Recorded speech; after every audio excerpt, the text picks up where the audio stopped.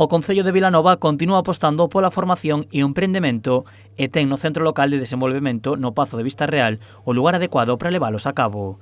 O Concello, en colaboración coa Xunta, comezou este martes un curso sobre emprendemento laboral.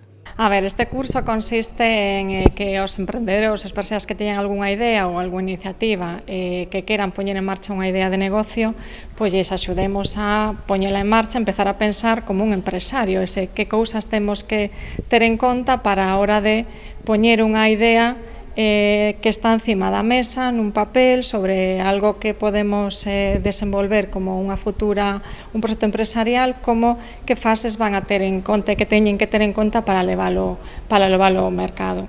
No curso participan 20 persoas que coñecerán os pasos a seguir para converter nunha realidade empresarial as súas ideas. Que o emprendemento se consigamos que sexa unha forma de autoemprego e que a xente que este vivindo aquí en Vilanova ou aos alrededores da comarca vexan que cando teñen unha idea que está demandando o territorio e que se pode desenvolver, convertila realmente nun negocio.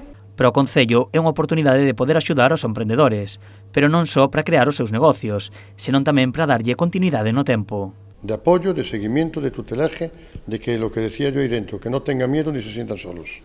No es acabar, por ejemplo, un árbol de hostelería y que alguien quiera montar, vamos a decir, una cafetería o especializada en lo que sea, quieren montar y que bueno, pues ahora te vas por ahí, buscas la financiación en un lado, otro, y después te encuentras solo y cuando abres la puerta, ¿te va la gente o no te va la gente? No.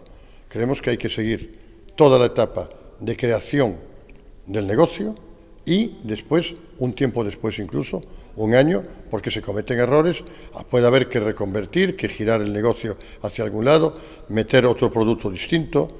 O curso ten unha duración de 20 horas entre clases presenciais e online. Concello e Xunta xa traballan na posta en marcha de novos cursos.